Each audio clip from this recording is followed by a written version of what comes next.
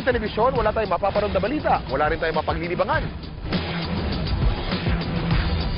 Aalamin ang kanila namang style ng pagpatay sa kanila mga prey at wala din ang inyong Kuya Kim sa Batang Lawi. O diba, Walay? Mabuti na lang at naimbento ang telebisyon. Samahan niyo ako ngayong umaga at sabay-sabay nating silipin ang nangyayari sa likod ng kamera. Mula sa aming studio, papunta sa inyong mga telebisyon. Alamin natin kung paano nga ba nabubuo ang paborito nating mga programa. Tulad ng Showtime. At TV Patrol. At kayo naman, alamin din natin kung paano maging isang reporter. Susundan natin ang patrol ng Pilipino na si Atom Arroyo. Sabay-sabay natin salubungin ang 60th anniversary ng ABS-CBN. Lahat aalamin, wala kaming di susungin. Ito po si Kuya Kim, Batang Lawi. Ang scientist na si John Baird ng Scotland ang kauna-unahang lumikha ng black and white na TV noong 1925. Pero parang slideshow lamang ang napapanood dito na may iba't ibang muka ng mga taong makikita sa screen. 1946 na makarating ang telebisyon sa Pilipinas. Si James Lindenberg ang tinuturing na father of Philippine television. Alam niyo ba binibenta ang telebisyon noong 1950 sa halagang 1,200 pesos? Mahal na ito ng mga panahong yon dahil ang minimum wage noon ay 4 na piso lang kada araw. 1954 ang kauna-unahang colored broadcast sa telebisyon at ito'y napanood sa Amerika. Ang imahe na nakikita sa TV ay mula sa signal ng higanteng transmitter ng mga TV station.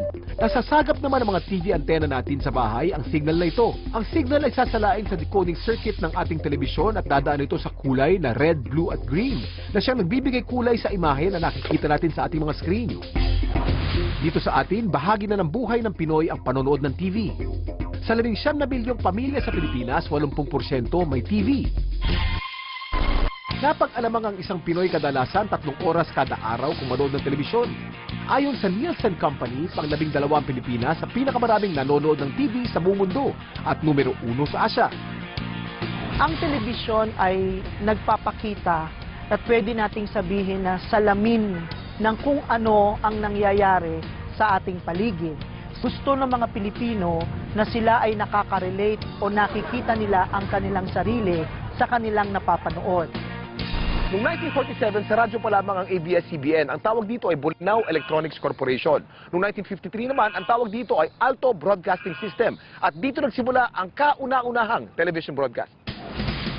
Taong 1957, ang bilhin ni Eugenio Lopez Sr. ang Alto Broadcasting System o ABS. Siya rin ang may-ari noon ng Chronicle Broadcasting Network o CBN. At noong 1963, pinakilala na sa publiko ang ABS-CBN.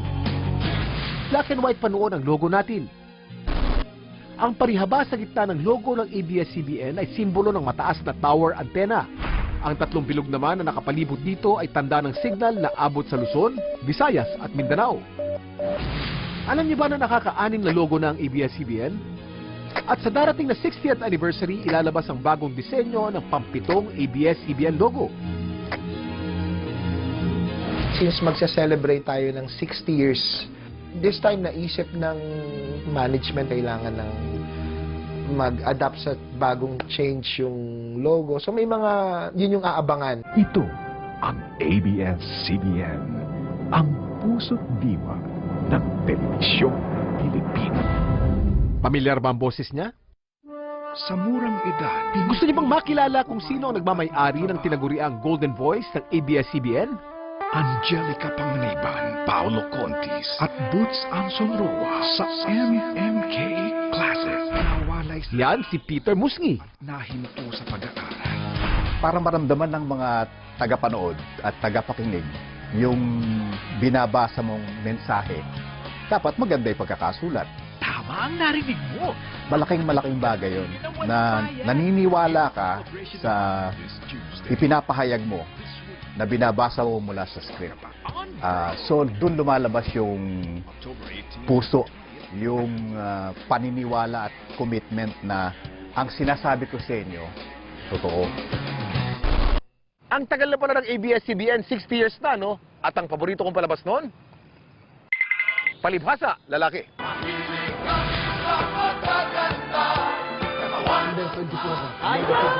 Ang popogi ng mga paborito ko dyan, like Richard Gomez, of course, Joey Marquez, Anjo Eliana. Ano ka naman? King and Queen. Hindi Mag-asawa nga yan, di pa rin.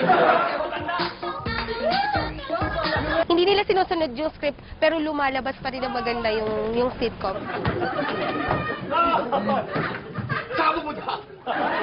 1990s nang pumatok ang sitcom ng ABS-CBN. At ang isa sa longest-running sitcom ay ang Home Along the Riles ni Dolphy na umabot sa 11 years sa TV. Home Along the Riles, siyempre. Yung kay Kevin Cosme ang pangalan niya ron eh. Oh, very hilarious yun dahil lahat ng tao nakatutok doon pagpalabas yun. Ito, pinanganak sa Poso Negro ito. Award-winning naman ang abangan ng susunod na kabanata at nanalo pa ito ng bronze medal noong 1992 sa New York Festival. Aba, ako talaga ang sinusubaybayan ng mga tao. Esperanza, gusto kong makaahon ka agad Pero hindi lang sa sitcom nakilala ang ABS-CBN, kundi pati na rin sa mga teleserye.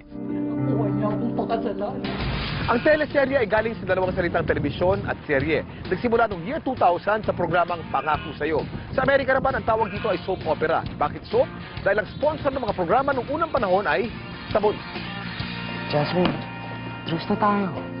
Pinaka-favorite kong novela is yung kay Kim and Gerald, Sana Maulit Muli. Yun yung unang teleserye na nakapagpaiyak sa akin. Sabihin. Sinusubaybayan ko noon yung Mula sa Puso, Pangako Sa'yo, Esperanza. Bait-bait pala talaga nito eh. Pinapanood ko yung Mara Clara noon kasi cute kasi si Judian Santos. Na-appreciate ko yung role ng isang kontrabida. Bakit ba puro kayo na ng inay, ha? Ako na naman ba pwede mo... Highest rating ang Mara Clara noong 1992 hanggang 1997. Ay po. Ito ang pinakamahabang teleserye na umabot ng 5 taon at nakagawa ng mahigit 1,000 episode. Sa telenovela naman, makapansin-pansin ang mga tema tulad halimbawa ng pag-ibig. Ang Pilipino ay mapagmahal na lahi. Ang Pilipino, pwede mong sabihin na napaka-melodramatic. Madrama ang Pilipino. Normal na kaya nating ilabas ang nasa sa loob natin. Kahit na anong paksa na may kinalaman sa melodrama, drama ng buhay, tatangkilikin at tatangkilikin ng Pilipino.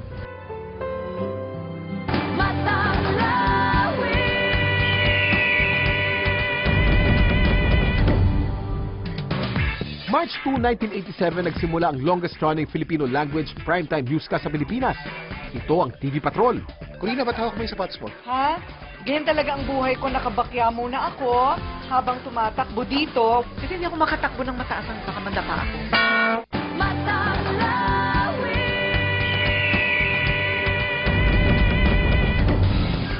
Live mula sa ABS-CBN News Center, Manila, ito ang TV Patrol! Ngayong umaga, alamin natin ang nangyayari sa likod at harap ng kamera dito sa TV Patrol. Matanglawin pala.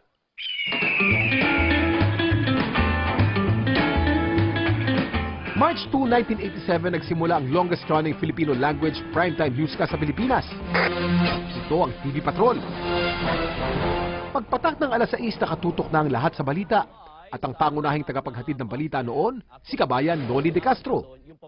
1994 naman ang maitala bilang kauna-unahang newscast na pinalabas sa ibang bansa ang TV Patrol sa pamamagitan ng TFC o The Filipino Channel.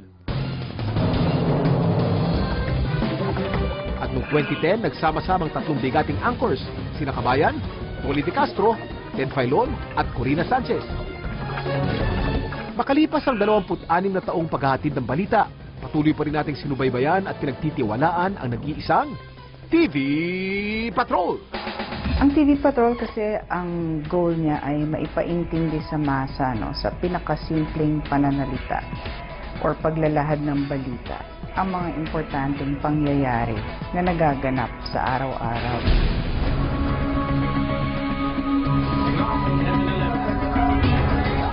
Paano nga ba lumalabas sa ating telebisyon ang mga balitang inaabangan natin araw-araw? Dito sa Media Management Room, dumadaan ang lahat ng material na napapanood natin sa telebisyon, gaya ng TV Patrol. Lahat ng mga news materials na pinapadala sa atin ng Regional Network Group, ng mga tao natin nasa sa labas na meron dalang satellite equipment, at yung mga international wire dito sa amin dumadaan at i-ingest dun sa ating server. So parang sa simpleng computer user, parang meron kang memory card, di ba? Niload mo sa iyong hard drive. Pag nagla-live ang reporter doon, yung satellite na yon, yung itatransmit niya yung signal papunta sa ABS-CBN, no? Doon sa mga nakalap na storya at materyales at video sa on the ground, dito bubuuin sa base natin lahat. Tapos yun ang nakikita ng mga viewers natin.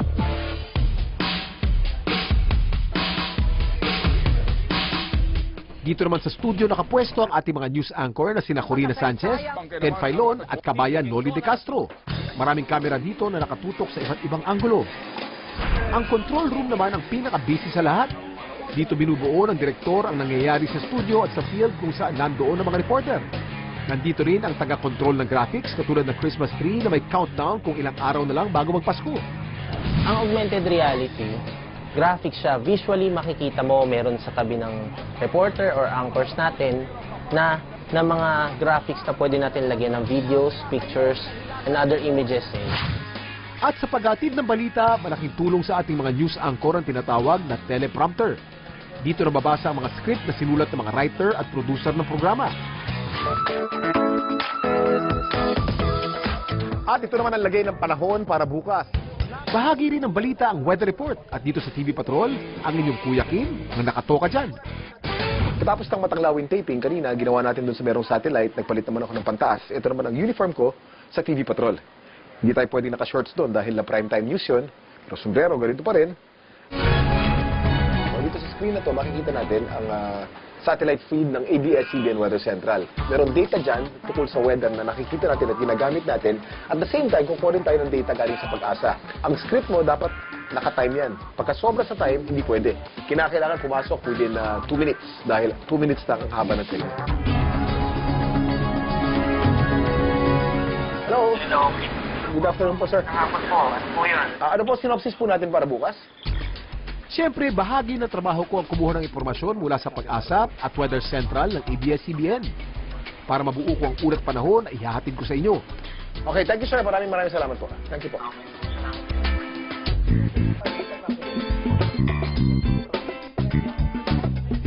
At nandito naman tayo sa set ng weather lang. Ang tawag dito ay chroma setup. Itong likod na to, actually kulay green lang ito o kulay blue. Wala ka talagang nakikita mga mapa rito. Ang mapa ay lumalabas sa graphics. Pareho niyan. Dito sa monitor, kitang-kita mo. May graphics na dyan, ano? Ito ay computer generated at ako nagko-control nung sequence ng mga graphics na lalabas sa pamamagitan nitong clicker na to. Habang binabasa ko naman ang prompter. Ang prompter naman nasa harapan ko. Diyan lumalabas sa mga letra at sa likod ng mga letrang yan, nandyan ang camera. Susubukan natin. Lumakas si Bagyong Odette at isa ng ganap na typhoon sa maximum sustained winds sa 160 km per hour at gustiness sa magbungsong 190 km per hour. Si Odette ay kasalukuyan na sa 560 km east of Tuguegarao. Bumilis din ang takbo ni Odette sa 15 km per hour patungong northwest at lalabas ng Philippine Area of Responsibility by Sunday. Yan po ang lagay ng panahon. Ito po si Kuya Kim magsasabing sa bawat pagsubok ng panahon, laging tatandaan, ang buhay ay weather lang. Habang hindi pa tayo nakasalang, tara, mag-ikot muna tayo. Anong preparasyon ang ginagawa mo sa TV Patrol, Gretchen? Nakikipagtsikahan muna ako sa'yo para ma-prepare yung mindset ko. Tapos nag-aayos ako ng makeup para pag harap natin sa TV at sa camera ay talagang presentable tayo at talagang parang pang Star Patrol talaga. Ano ang iniisip mo para star ang dating mo talaga? Dahil Star Patroller ka eh. Feeling ko, pag andun ako, sasalang na ako, ang ganda-ganda ko. Ikaw para pag nag-weather ka, ikaw ang pinakagwapong lalaki sa balat ng lupa habang tinuturo mo may mapa, di ba? Ganun ang feeling ba, Kuya Kim? Ganun ba itsura? Oo, ganun. Hot na hot. Di ba? Kita niyo na may abs yan. 6:20 na. Malapit na magsimula ang TV Patrol. Kuya, ba't hawak mo yung sapatos mo? Ha? Ganyan talaga ang buhay ko, nakabakya muna ako. Habang tumatakbo dito, walang laman ang bag ko dahil sa kabila pang bag, tapos yung sapatos ko eto. Kasi hindi ako makatakbo ng mataas ang baka mandapa ako. Anong ginagawa mo to prepare yourself dun sa credibility mo sa anchor ng TV Patrol? Yun ang problema, hindi ako naghahanda. Parati akong not doing assignment. Hindi, alam mo kasi kapag ginawa mo na ito ng halos 30 taon, parang automatic na kasi babasahin mo lang, tapos sa umaga naman nasa radyo ka din. Parang alam mo na rin yung mga issues. Ang na-stranded sa Bicol. Ilan taon pa natin gagawin ng TV Patrol, Corina? Hanggang siguro ako ay nakakalakad at nakakatakbo pa ng ako'y nakabakya. Ayan, kakayanin pa.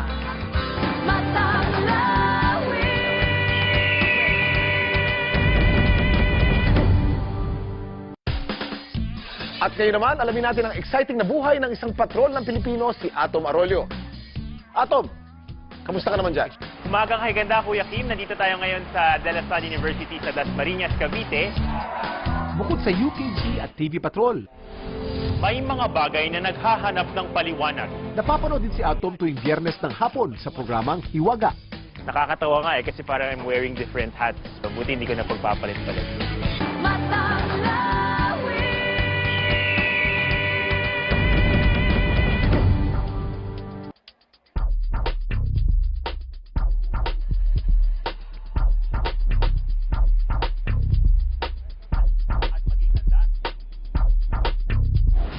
At ngayon naman, alamin natin ang exciting na buhay ng isang patrol ng Pilipino, si Atom Arroyo. Atom, kamusta ka naman dyan? Umagang kay ganda, Kuya Kim. Nandito tayo ngayon sa De La Salle University sa Dasmariñas, Cavite para sa isang segment ng Umagang kay ganda, ang tinatawag na Bida You. Naman ang aga-aga pa lang, pero talagang bidang-bida na mga estudyante! Alas 4 pa lang ng umaga, handang-handa na si Atom. Dahil bukod sa pagiging reporter, isa rin siya sa host ng inyong pambansang morning show na Umagang kay Ganda. Ang UKG kasi yung trabaho ko dito, hindi naman palaging hard news. Maraming mga features. Nanonood ka kasi ng morning show, kahit naman tayo, di ba? Gusto natin yung, ma-inspire lang tayo para sumabak sa namang araw sa trabaho. Kay Atom din nakatoka ang weather report sa umaga. Nafe-feel ko pa rin yung weight on my shoulders kasi lalo na sa panahon ngayon, yung weather report nagiging mas importante sa buhay ng mga tao, lalo na dahil sa marami ng mga extreme weather events. So, kailangan ma-ensure mo na naiintindihan ng mga tao yung report mo, tsaka accurate, walang room for error. Pero simula pa lang yan ang mahabang araw ni Atom. Dahil pagkatapos ng Umagang kay Ganda, diretso siya sa kanyang news assignment.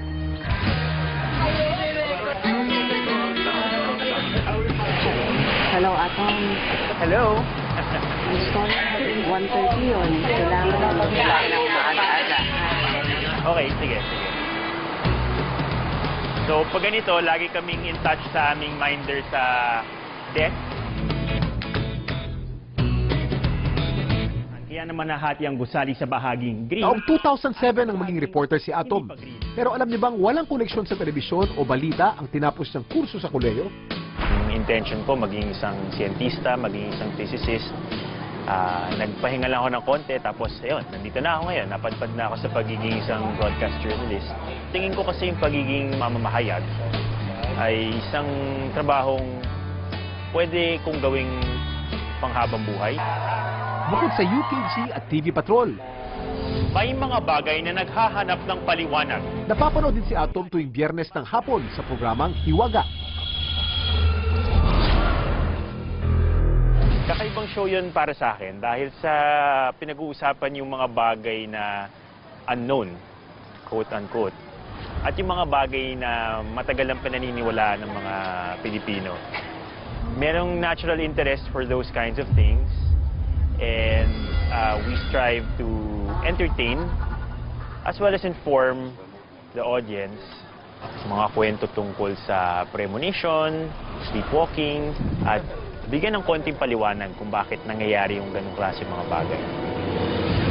Tawa nga kasi parang I'm wearing different hats. Parang in the morning, I'm the perky morning person. Tapos sa news naman, I'm the serious, well, I would hope na responsible journalist. And then sa Hiwaga, parang I'm the mysterious, serious guy pa rin. So, buti hindi ko na pagpapalit-palit.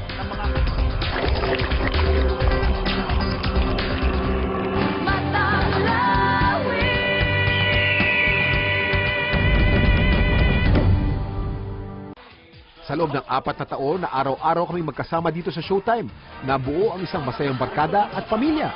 Ano tayo dun sa stage? Yun tayo. Dito tayo sa labas. So, pwede si Vice. Medyo may pagka-diva tong si Vice na to eh. Iba to eh.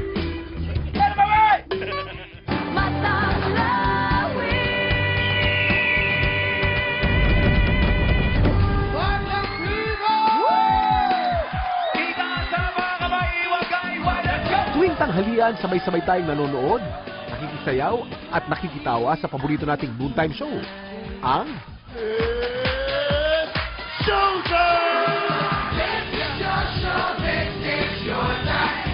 Pero ngayong umaga, makikiusyoso tayo kung anong nangyayari sa likod ng kamera at kikilalanin natin ang inyong masayang kapamilya barkada. 2009 nang unang umere ang Showtime bilang isang morning talent show. Konsepto ito ni Direk Bobet Vidanes. Yung Showtime, ano lang, basta dumaan lang sa isa sigurong pag-observe ko sa mga barkada ko. Linggo-linggo kami magkakasama, tapos kami lang yung nagbubulahan. Kami-kami yung nagpapasikat sa bawat isa. Siguro, doon lumabas yung Showtime, ang magpasikat ka. Pero ano nga ba ang ibig sabihin ng Showtime? Yung observation mo doon sa bahay, doon lang kasimple merong Showtime. Maghugas ka ng pinggan, tumulong ka sa magulang mo, that's Showtime. Manlibre ka sa barkada mo, that's Showtime. Doon nabuo yung Showtime na I think sa buong barkada or pamilya, merong Showtime.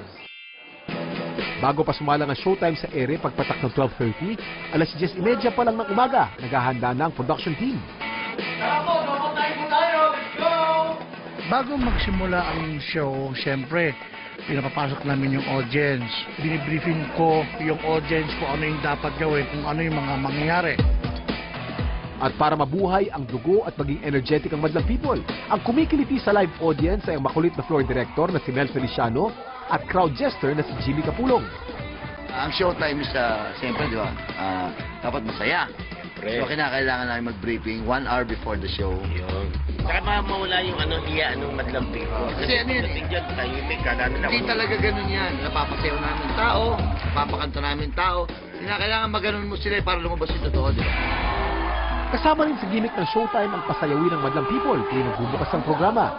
Bata man o matanda, hindi nagpapaawat sa paghataw. Salamat sa matyagang choreographer na si May Francisco. Kami ni Mel actually ang nag-isip ng dance step. Then the music came from DJ MOD. As normal people naman, hindi naman kaya kagad makuha ang isang dance prod. So, yun, tinuturuan namin sila bago mag-umpisa na show para bago mag-start yung show, alam na nila kung ano yung gagawin. At kapag ready na ang Showtime staff, hosts, at Madlang People, oras na para mag-party-party sa tanghali. 2, 1, palakpak po malupit! Howie Mandel.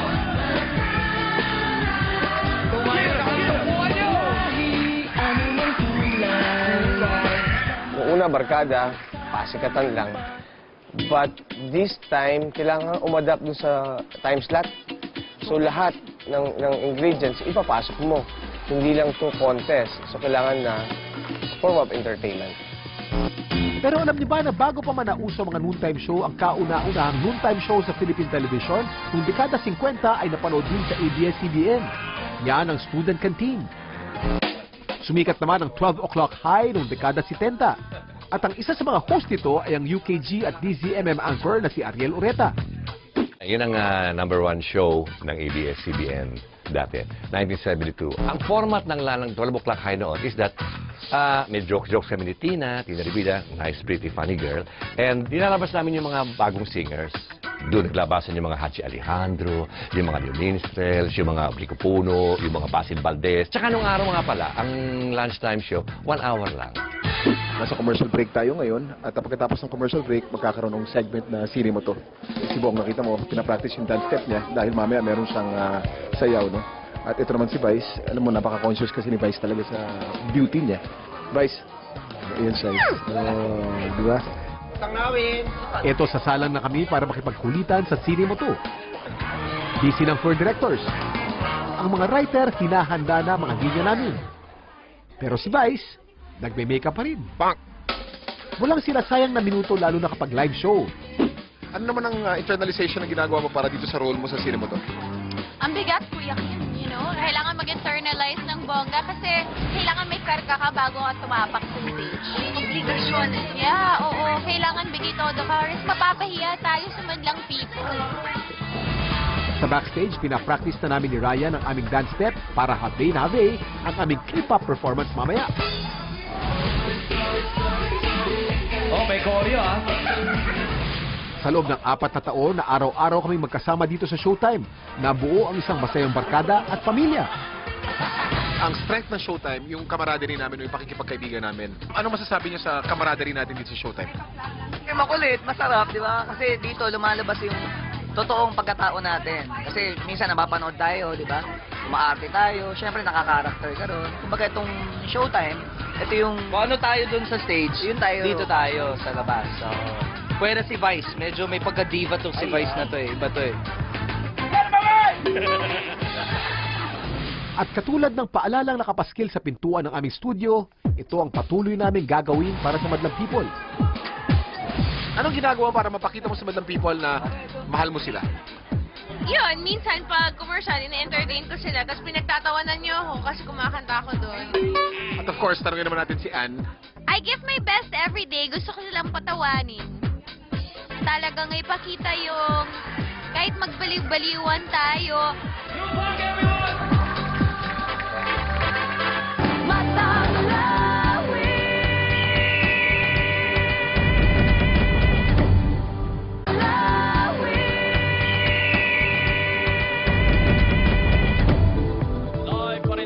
Ang telebisyon ang isa sa pinakamahalagang imbensyon ng tao dahil dito nagbago ang tingin natin sa mundo. Salamat sa mga dekalidad na programang napapanood natin araw-araw at sa 60 taon ng ABS-CBN. Asahan niyo mga kapamilya na patuloy tayong magsasama-sama, magbabalitaan, magkakasiyahan, magtutulungan at bubuo ng mga kwento nating mga Pilipino saan man sa mundo. Samahan niyo kaming muli sa susunod na linggo sa isang makabuluhang paglalakbay tungo sa kaalaman. Happy 60th anniversary ABS-CBN. Maging mapanuri, mapagmatsyag, mapangahat, matangyaw!